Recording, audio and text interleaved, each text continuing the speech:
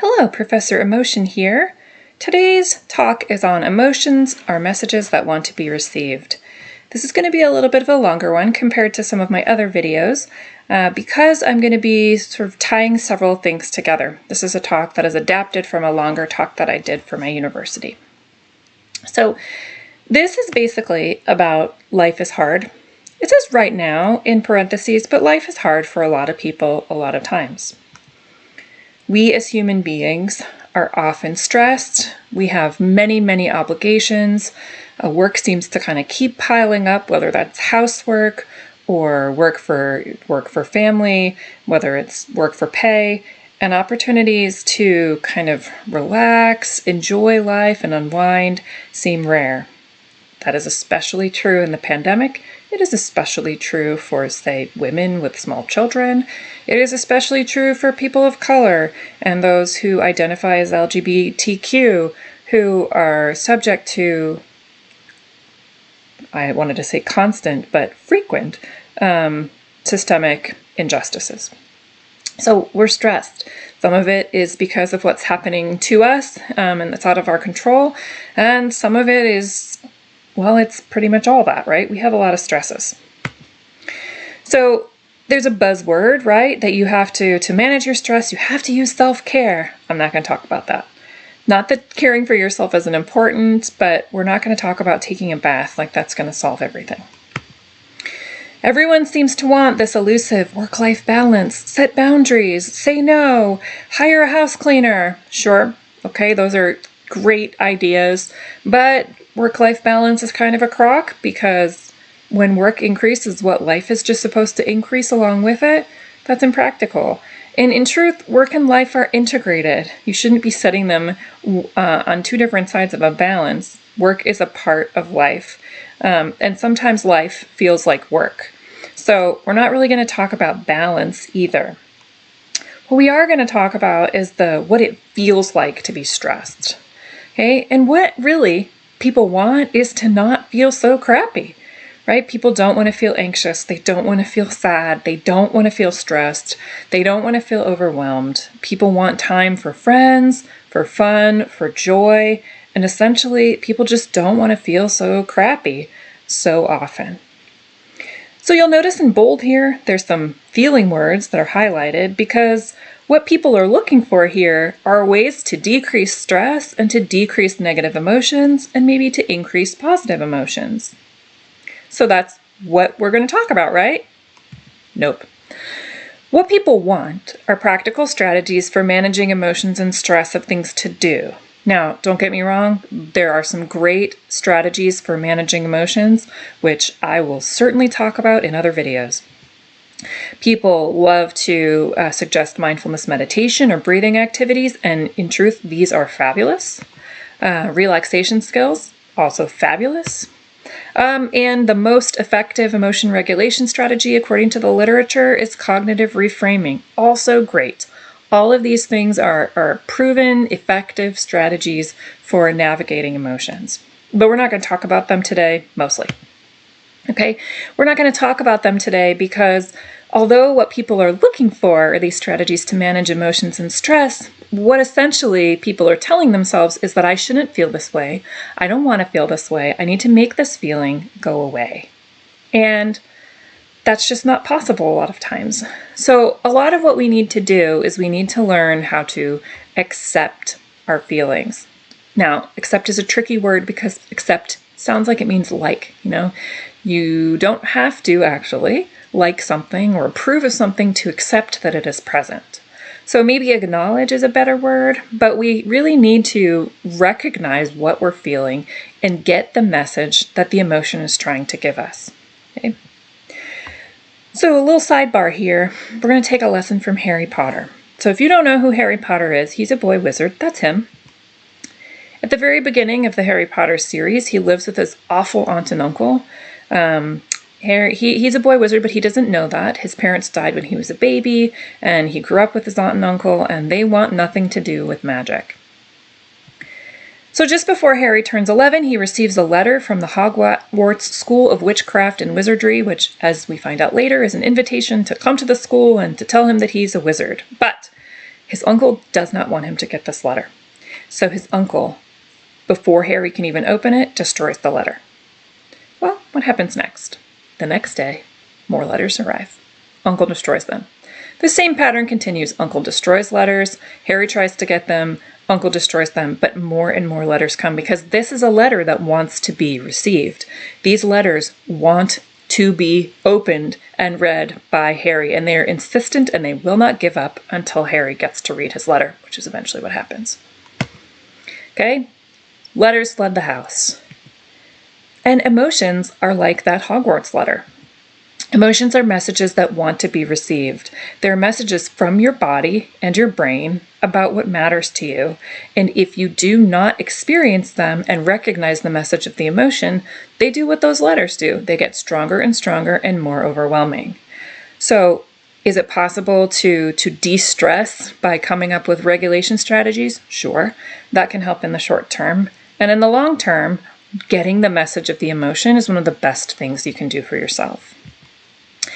So if we try to play whack-a-mole with our emotions, to try to push them down, to not feel this, because yes, I agree, sadness, anxiety, fear, disgust, they're not fun to experience. But if we try to ignore them, if we try to pop them down, they will pop back up even stronger than before. We need to receive the messages the emotions are trying to give us. But just because an emotion wants to be received, just like a letter that wants to be received, doesn't mean that we have to open it, walk around with it, put it under our pillow, tack it up on the fridge.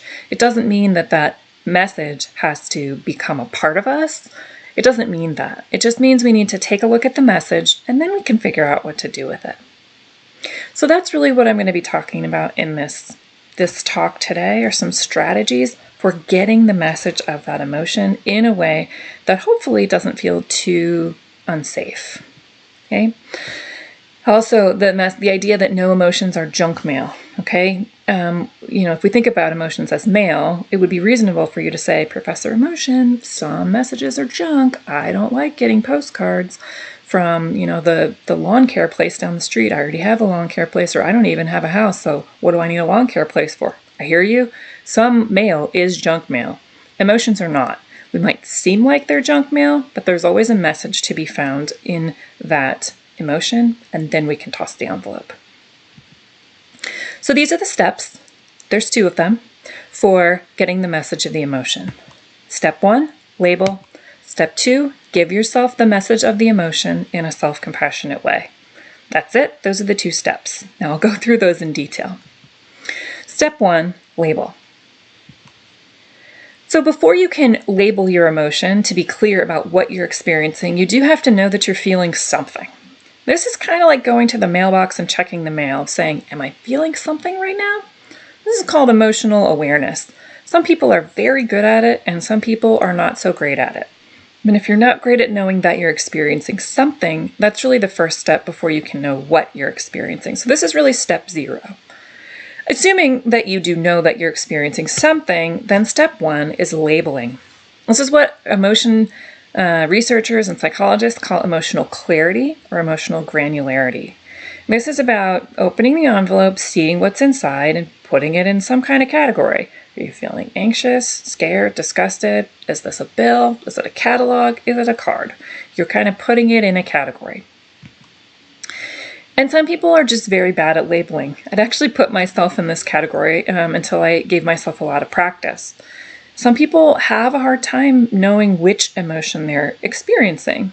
So, as an example, a former client of mine, Kim, says that she feels sad for every negative emotion because she's been depressed for a really long time, and she just feels sad for everything, or she thinks she is.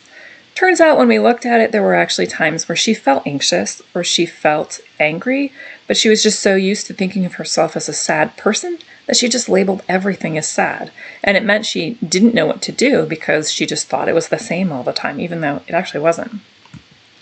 Here's Juan. He says he's stressed for every negative emotion. He doesn't really like the idea of experiencing emotions, so stressed seems a little bit easier. He just says he's stressed. So he doesn't know what to do with his feelings either. And for a third example, here's me, Professor Emotion. I actually sometimes struggle with the awareness piece because I get a stomach ache. So I feel emotions physically, often in my stomach, and so I have to sort of say, wait a second, am I experiencing sickness? Am I hungry? Or do I have an emotion going on? And if I have an emotion going on, then I've got to go figure out what the label is. So there are tools to help facilitate labeling, and there's a lot of them, but I'm going to talk about one today called the mood meter. This is it. So the mood meter is deceptively simple. The mood meter ranges on the x-axis, or kind of if you look across, from pleasant on the very left to, unpleasant on the very left to very pleasant on the right, and then energy level from top to bottom.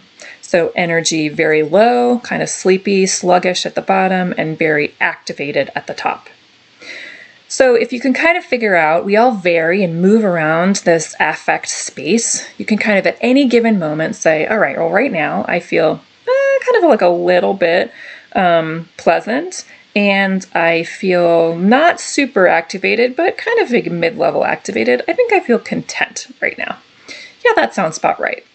So you can use this as a way to figure out what emotion you might be experiencing and see if that label fits. And if it doesn't, you can move around a little bit and see if there's a nearby label that seems to fit better. So here's an example.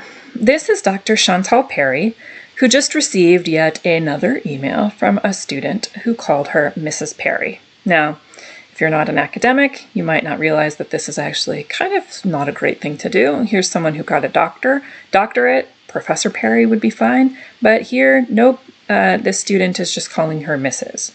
So how does she feel? She feels disrespected. She's not sure how she feels, so she goes to the mood meter. And also, this is a trick question. There is no one right way to feel, so you don't know how she feels. She knows how she feels. She might feel angry. Maybe she's saying, this keeps happening to me. These students need to learn better. She might feel sad. She might feel like she's lacking in respect from her students. There are lots of different ways to feel, and it's important to remember, you can watch the appraisal video, that feelings depend on interpretations of the situation, not the situation itself. So she looks at the mood meter and is like, okay, I feel not pleasant, that's for sure, and I definitely don't feel activated. I feel a little kind of like heavy. So that leads me to feel discouraged. Yep, that feels right. I think I am discouraged. So she can use this mood meter to help figure out what she is feeling. So why does labeling matter? Why should you do labeling? Well, two reasons. One is that research shows that people who can clearly identify their emotions tend to use more effective coping strategies. So clarity leads to better emotion regulation. When you know what you're feeling, it actually might lead you to a different decision about what to do about it if you're feeling sad versus feeling angry. The second is that emotion labeling itself is a coping strategy. So research has shown that labeling has similar effects on experience, so what emotion we actually, our sort of intensity of experience, what's happening inside our bodies, what's happening inside our brains, and our subsequent actions, as other kinds of coping strategies. Simply labeling tells the body that you're trying to regulate your emotion, but it doesn't happen really in our awareness. We're not trying to label to cope. Usually we just think we're labeling to label. It doesn't feel like it's coping, even though it is. Also importantly, some people incorrectly think that naming their emotions will make them feel it stronger. If I acknowledge it, if I give it a name, then it will have power over me. The evidence actually says it's otherwise. So if you're somebody who says, I don't really want to pay attention to my emotion because then it will get bigger, that's actually not true. Labeling itself helps the emotion go down faster. So labeling is itself a regulation strategy. And importantly, labeling helps us guide toward the message. Because, and this is crucial, we do not have emotions about things that don't matter to us. We only have emotions about things we care about. Some people don't, get emotional, don't get upset in a horror movie because they don't get invested in the characters. Some people don't get angry at social injustices because they just don't care about them. We only have emotions about things that matter. So when we have an emotion, it's a clue to what matters. And that's part of the message. So when we label our emotions, we get information about ourselves and the world. We ask, what happened? What am I thinking about that matters to me? And we can look at, how did I interpret the situation that prompted this feeling? If I'm interpreting it this way, no wonder this is what I'm feeling. We can give ourselves some understanding. And the specific message, you can understand it a little bit better by understanding the emotion you're experiencing and looking at what that family of emotion tends to be about. So that leads us to step 2, articulating the message with self-compassion. Step 2. So this is a busy slide, and a table like this is useful to have on hand if you're not used to thinking about emotions like this. Some of these tables are available online. Essentially, each emotion family has a particular kind of message that goes along with it. So fear is about threat and danger, and anxiety goes into that too, is about uncertainty. I don't know what's going to happen next. Anger is about violation. Someone has violated your rights. There's some kind of injustice. Sadness is about feeling inadequate, right? You feel a lack of something or a loss. So grief fits into sadness. Disgust is about moral or physical unacceptability. Happiness is about something's gone well.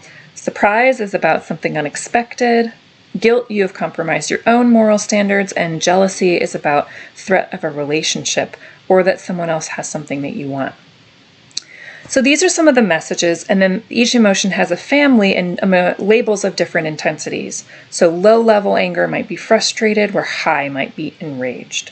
And recognizing that each family has a variety of words that go along with it can be very helpful in coming up with a specific label. So here's another example. Here's Kevin. He has 2 kids, and he and his family have a pod with another family. He just found out that one of the parents of the pod just tested positive for COVID. So how does he feel? Well, we're going to check the mood meter, and he feels definitely activated and very unpleasant. So he looks at the mood meter and is like, I feel pretty unpleasant and pretty activated, so that leads me to frustrated, but frustrated's not right. I'm not frustrated. I need to look around and yep, I'm frightened. So frustrated, that sort of anger family and the fear family are both up in those orange and red words. So you have to look around a little bit for the one that feels right. So frightened is how he feels. So he goes to this table and realizes that he's in a situation that is threatening and could be dangerous, right? His family, he's got people in his family who he sees every day who have high-risk health conditions, and getting COVID could be really scary. So he is scared. So here's how you give yourself the message in a self-compassionate way. There's a 3-step process here too. So step A is labeling. Mindfully acknowledge how you are feeling. Label by saying, I am a person who is feeling blank, in this case frightened, right now. All those pieces are important to kind of recognize that you are a person who's having a feeling and that it is right now, which also suggests that maybe you won't be feeling that way later. The second step is showing understanding towards yourself. If you talked to somebody who was a friend of yours who was going through something the same way, how would you talk to that person? You wouldn't say, you shouldn't feel this way, you jerk, you should be able to handle this. That's the way we talk to ourselves. We talk to ourselves critically and horribly. But that's not how we talk to our friends. So maybe we should practice talking to ourselves the way that we talk to our friends. These are both pieces of self-compassion. So he might say, I'm feeling frightened because I care about my health. I care about my husband's health. This disease is dangerous. I feel threatened, and it makes sense why I feel what I do. I wouldn't feel this way if I didn't care about my family. And then the last step is recognizing that others have and will feel similarly. Other people probably experiencing this feeling too when they are exposed to COVID. I'm not the only one to feel scared in this situation. So this was an example of going through the message and getting the message of the emotion when the emotion and the message were pretty clear. And that's important because some messages are clear and other messages are muddy. Clear messages are about what's happening right now, and they seem like the emotion is a response anybody might have. It can be fairly easy to say other people would feel the way that I do too. Kevin might look online and see lots of people talking about how being scared of COVID and might feel like he's not alone because other people are feeling the same way. His emotion and the level and intensity of it seem to fit the event. Muddy messages, on the other hand, tend to be a little less clear and much more self-critical. So muddy messages may be about the situation, but they also might involve thinking about the past, going too far in the future of what the implications of this feeling and the decisions might be, you thinking, this is who I am as a person, I always feel like this, and kind of judging yourself for having that feeling. And then saying, I shouldn't feel this way. If I were blah, blah, blah of a person, I wouldn't feel like this. And muddy messages also tend to occur when the feeling seems out of proportion to the situation. So if you were petrified and terrified, that might be a bit of a strong reaction. Feeling frightened makes sense, but sometimes we feel things that are really, really, really strong and maybe out of proportion for what the situation likely calls for. That suggests that the message is muddied up. So, for an example, we'll go back to our friend Dr. Perry, who, again, remember, received another email from a student who called her Mrs. Perry. She feels discouraged. So she goes to the table and realizes that discouraged fits in generally the sadness family, kind of. So she feels a lack of respect, and that's true, but it's not just that. She feels discouraged and a little bit hopeless, like this is going to keep happening, and she's like a hamster on a wheel and is never going to kind of get her little niblets of joy. So for her, the message is muddy because when she starts thinking about why she's feeling what she's feeling, she's not just thinking about this one student where she gets called Mrs. Perry, but she's thinking about how this always happens to her. She's thinking about why this happens to women of color. She remembers that people often think that she's a student. Sometimes they even think that she, works for the janitorial staff. And she realizes that people just don't see her as a professor. Even though she got her PhD, she worked really hard, people just don't see her as a professional because of the color of her skin. So she gets microaggressions, people talking, when they talk to her, they're like, oh, you're so articulate. And this kind of stuff keeps happening. And so when she thinks about this one event with this student, all of this other stuff comes up. It's a muddy message. Does that mean you can't use the same steps? No, you can. It's just they're harder. So for her, she has to acknowledge how she's feeling. I'm feeling discouraged. Maybe she's feeling multiple things. She says, I'm feeling, 60% discouraged and 40% angry. And then you can still show kindness and understanding towards yourself and maybe recognize that this is a muddy kind of experience. I'm discouraged because I care about how hard I worked on my degree, and I'm sad that I'm not getting the respect I deserve. And I'm recognizing that this is a muddy message. I'm not just thinking about right now, I'm thinking about this as a representative experience of what I get all the time as a Black woman who experiences microaggressions. This is systemic and structural racism. I keep experiencing this, and considering all of that, I guess it makes sense that I feel how I do. It's really muddy and complicated and feels hard to get out of. And then the last step is to recognize that others will feel the same way. Other academic women of color probably experience this feeling too.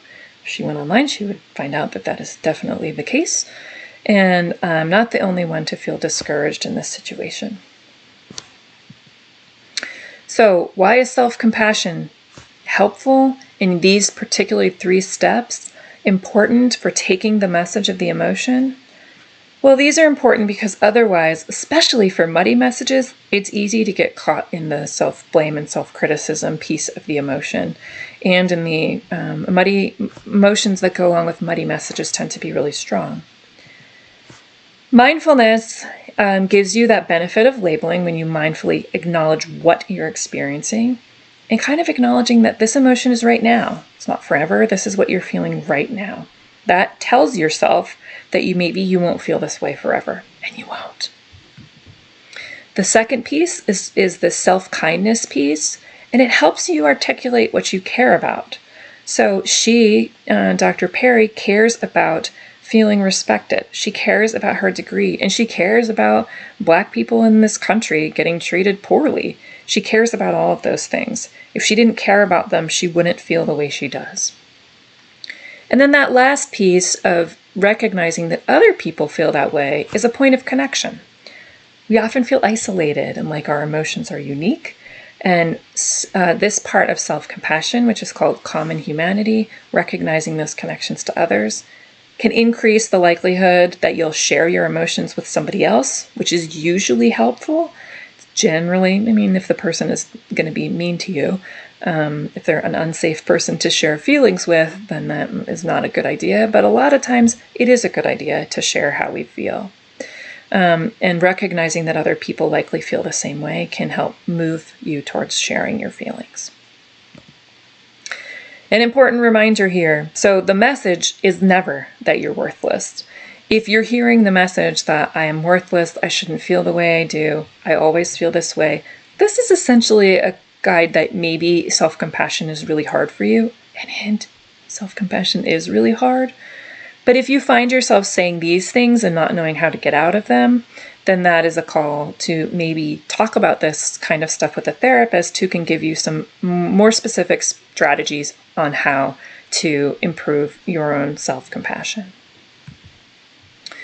So labeling your emotions and getting the message of the emotion allows you to surf the waves of emotion. Emotions rise and they fall. That is what they do. We don't experience emotions for days on end. We can experience moods for a long time, but even within that, there's little waves and bumps, and acknowledging some of those can help us recognize where we're at and not get taken over by the emotion. If you feel like you're drowning in the feeling, then again, that's a time to talk to a therapist. Okay, so you've labeled the emotion, you've gotten the message from it, then what? Are you done? Well, probably not. So what do you do next? Is this the two-step key to eternal happiness? No. Duh. But it is true that getting the message from the emotion, labeling is a regulation strategy, giving yourself self-compassion around the emotion are really, really useful strategies towards emotional well-being. And after you recognize how you feel, you can then decide if you need to do something about it. So what does it mean to act with your emotion or to do something? Well, there's a couple of options here. And just for the sake of time, I'm going to go through a few really quickly, and we'll get to regulation strategies in another one of these videos. But there's a couple of things you could do. One is you could act on the emotion or problem solve the situation. This is like if the emotion is a bill. You got to pay it, right? If you pay the bill, then it goes away. And sometimes the emotions want you to do something. Sometimes anger wants you to confront a person. Generally, don't physically attack them, even if that's what you want to do. That's not a good idea. Sometimes anxiety wants you to withdraw and protect yourself, and sometimes that can be okay. So you could think about doing the thing the emotion suggests that you do if it's in line with your goals and your values. You can also do nothing. This one's my personal favorite. Get the message from the emotion and set the envelope down. Maybe you'll need to do something with it later, but maybe you can just let the emotion rise and fall and do nothing. You could also act to regulate the emotion. This might be if you get a catalog and you don't think the catalog is super helpful to you, but you need some kind of art thing for your kids' elementary school project. Well, you could regulate it and make origami or make a collage out of that catalog. Do something else with it to change your relationship to that emotion or the quality of the emotion itself. So there are lots of ways to do this. Exercise is great for emotion. Seek social support, get a hug, talk it out, or learn how to reframe the situation and reinterpret kind of how you're viewing the situation as a way to feel better. All of those are strategies of things you can do after you've labeled and given yourself the message, but I warn you to watch those pesky why questions. We will talk about rumination in another video, but it is common to want to try to figure out like, okay, why did I get this catalog? I must have signed up for that thing 2 years ago, and now I keep getting this catalog, and I shouldn't have done that. This is such a waste of paper. This is such a waste of trees. I don't want to be getting this. And then you can like have an emotion to your emotion. Okay, that's called a secondary emotion. But did you hear all the judgment in there, and the not self-compassion and the criticism? So if you find yourself asking why and going down a self-criticism spiral, it is time to do something to set your mind elsewhere. Okay, set the envelope down and try to do something that focuses you on your values and the things that matter. It's important to receive these messages. So as a reminder, the 2 steps are to label your emotion and give yourself the message in a self-compassionate way. I'm aware that these 2 steps make it sound easy, and this is not always easy. Labeling takes time and practice, and giving yourself the message of the emotion, particularly if the message is muddy and intense emotions that we've experienced regularly are often muddy, can be very difficult. So you can do these things alongside a therapist, and there are a lot of strategies out there for self-compassion and for labeling that can kind of help you on this path. Okay, life is hard. Okay, we are in a global pandemic with roaring systematic injustices. There are strategies that you can use to manage your stress. Eat food, sleep, exercise, stay connected. Sure, take a bath if you feel good about it. But receiving the messages of the stress and these emotions can truly help you better navigate your life, which, remember, includes work. So these strategies here about getting the message of the emotion help you befriend your emotions, not look at them as some awful junk mail that's negatively affecting your life, and realize that we wouldn't have these things if they didn't serve a purpose. So emotions serve a function. They help us understand ourselves. They help us connect to other people. And so if we get the message of the emotion, they can help us too. Just a plug here, there are 3 great books that are consistent with what I've been talking about here. Burnout, Permission to Feel, and Self-Compassion are all consistent with the messages in this talk today.